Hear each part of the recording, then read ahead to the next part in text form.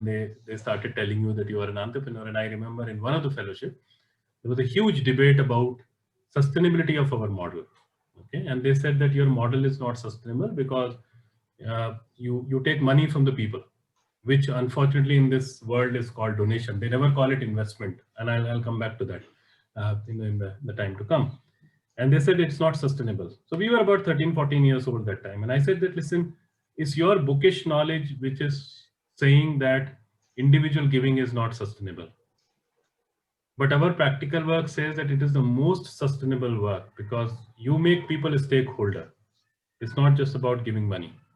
And the fact remains that I would say that people give because of two very basic reasons. Uh, One, for sure, to do good, and also, I mean, rather three you can say now. One is to do good. Second also depends on the trust, on the causes, on the issues, and all what you're working with.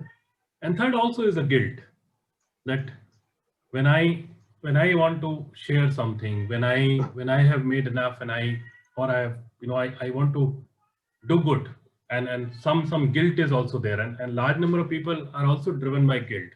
Large number of people look for the trust in the society and then try to do it, and then the feel good or the doing good factor also. And that is what I was telling them, that listen, our model is very sustainable because unfortunately the guilt is growing and the trust is in our hand. Fine, if we mess up with the work, whatever we are doing, then of course we should put a lock there. Then we are not asking for people to give.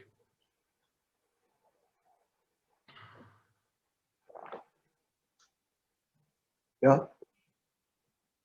Yeah, Anshu, one of the things that we keep hearing is about the issue on who gives. Is it the rich who give? Is it the poor who give? Where do you get your givers from? In this society, in the world, uh, I don't want to use the poor, and I never use the word poor because people are only financially poor. People are not Yes. poor. Okay, so we need to Yes. correct that language also, Amir Bhai, for sure Yes. in our narratives. Financially poor people ultimately end up giving the most. Very true. And the fact also remains that every single person who has been feeding me for years remained hungry. And the people who have made my houses, laid all these Airtel and Geo lines for us so that we can talk on Zoom, Yeah. remained ultimately homeless. Okay. And the pandemic is a proof that how the richest people who were already richest, and they're still richest, rather the wealth has Yeah. grown, Yeah. and how the uh, financially poorest people were poorest and still and further financially poorest. So so I think we know how does it operate, but in this entire chain, all these people are giving the most. Then I would say the middle class of the country or the world, and middle class is not uniform. Fine, I think that is also what we make a mistake. Yeah. The middle class of South Delhi and middle class of East Delhi is also different. The, okay. Then Yeah. middle class of two cities are different. Middle class of a village and a town is different. So I would say that middle class gives a lot. And why I say lot, fine. The richest possible, the rich person giving 10 lakh rupees and the middle class giving 5,000 rupees or Mhm. 10,000 rupees. You need to see the relative value. You need to see, that 10,000 rupees has much more value in the life of that person, in proportion of the earning of that person, in comparison to 10 lakh rupees of this. So I'm not talking about the volume. I am talking about the trend. I'm talking about the relativity of it. So that's where I would say, our, if I talk about my institution and many other institutions, whom we know, the biggest possible giving has come from the middle class people, Right. and in a continuity, small portions, but there is a continuity in that. It's not like one of ad hoc thing. And also the best possible part is that a large part of giving which comes from the middle class or financially weaker section is largely a tag-free money, where, and that's the most Yeah. important part. Fine, Yeah. there is no geography, there is no cause, there is no way of operation attached to that. They just trust you, they just love you, they believe in you, and they leave it there. Mm. They don't dictate, Mm. they don't direct. Mm. Yes, Anshu, that brings me to the latest feather in the cap for GOONJ, which is the McKinsey Scott funding. And one of the defining features of that grant, or that, or whatever you call it, I mean, she's just beaten us all to the thing by redefining the whole space. And one of the first things that she talks about is the fact that grants have to be untied. I mean, you can't expect to know more than people who have been doing this all along. And that has been one of the bugbears of large philanthropy, that it comes with so many strings attached, that I know people like you have refused grants because of this kind of thing. Now, for smaller organizations, is there a choice like that? Did you have a choice of refusing grants that came tied when you started off, or did you just accept whatever conditions were? If we would have succumbed to the pressures, I mean, the Mm-hmm. pressures are here, pressures were there that time also. Yes. Yes. If we would have succumbed to those pressures, if we wouldn't have learned to say no, if we wouldn't have taken those risks, if we had taken those shortcuts, I can tell you that GOONJ wouldn't have been the same. Wow. It's very simple. I mean, I can give you one example. In tsunami 2004-5, Yes. the money was flowing. Okay. Yes. And there was a time in Nagapattinam and all when we used to joke that you have more boats than the fish, because everyone was distributing boat that time, Right. and Right. without understanding that there is something called fishing labor, and there is something called the people who managed it. Fine. So Hmm. not every fishing labor can really own the boat and take care of it, because that's not the expertise of that person. Correct. Okay. But the boats were distributed like anything. And Amir by that time, 2004-5, our annual turnover used to be less than 50 lakh rupees. I mean, Correct. 20-30 lakh rupees. Correct. And that was a time when someone was in discussion to give away about 3 crore rupees to us. And we Wow. were just about 6, 7 of us or 8 of us, I don't remember, very, very small team that time.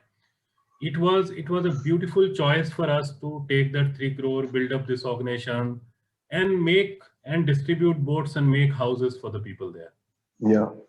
But we just decided not to do this, because that was not our forte. That is something which we didn't want to do in our life. Fine.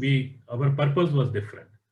So we refused, and we said that if you are still willing, we can connect you with some organizations. Obviously, we didn't know so many organizations that time, but whatever we knew, okay, Right. we said we'll connect you, but we will not take this money. And people felt, a lot of people said that we are fool, Hmm. because who refuses such kind of money? But if that is not your expertise, why do you do that? And similar example happened in 2021, when there was a huge amount of money available to us for for installing oxygen plants. Right.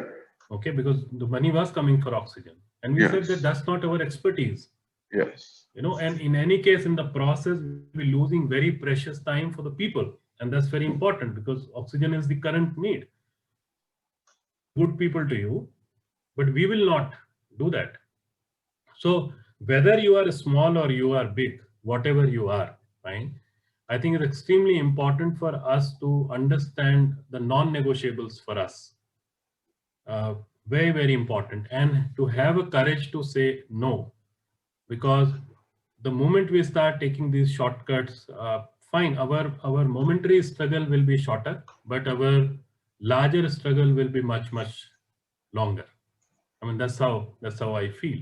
And as far as this tag-free thing, I mean, of course, one of the best thing which happened with McKinsey Scott grant, is that it is coming without a tag. Right? It's Yeah. not. I mean, what what is seen in the market, not every organization has got that kind of money, but whatever money Yes.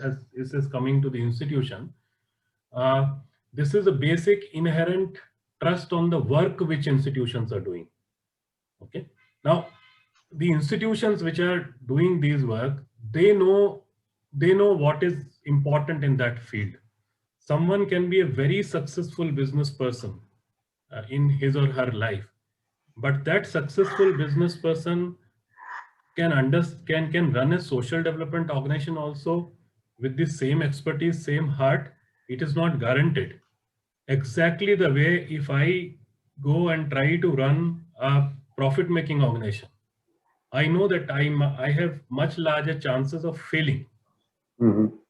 So my success of creating GOONJ or 1,000+ people or whatever, it's not guaranteed that it can be replicated in the profit making business. So that's what people who are in the profit making business need to understand more about giving.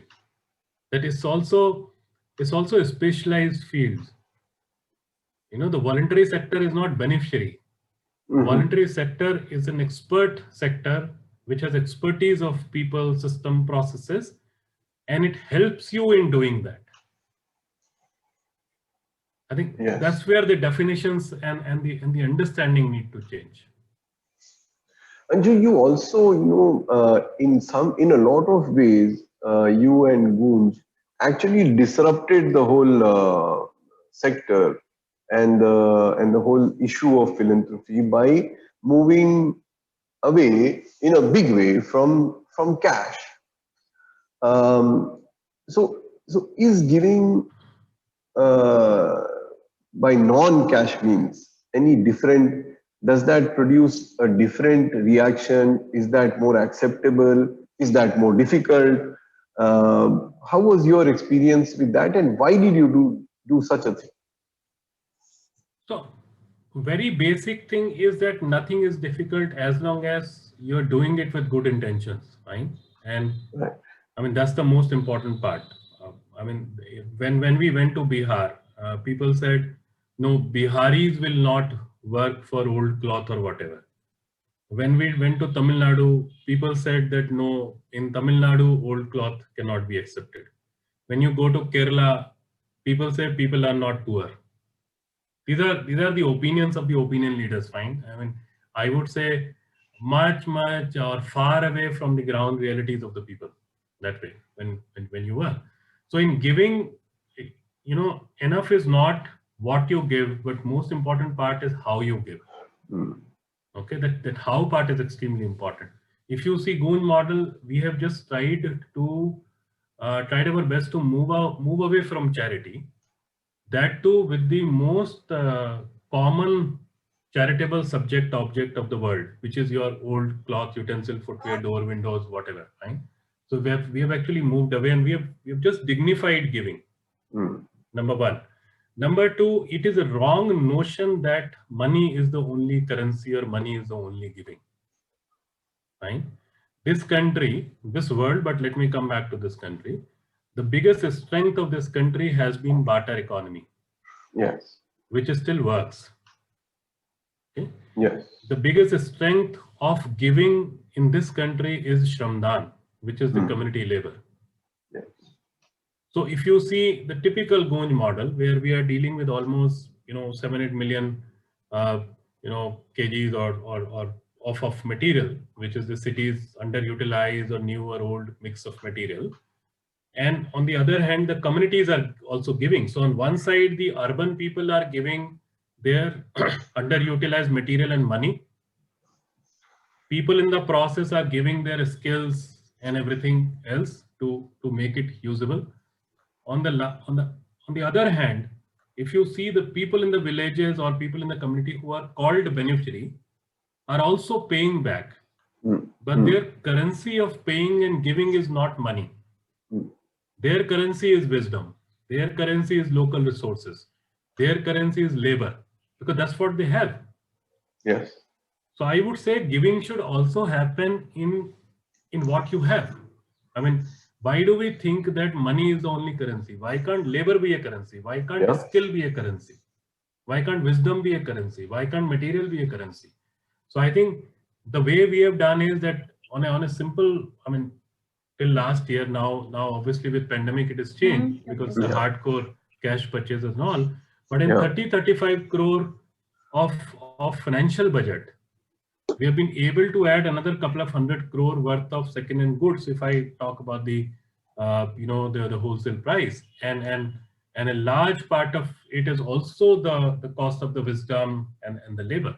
Just that we are valuing everything as a currency for the development, and we are saying that. So one of the thing, I mean, by which I always say, it is like Havan, है ना? Right. हवन में क्या होता है? हवन में what happens in Havan is that everyone puts ahuti. Yes. Okay? Yeah.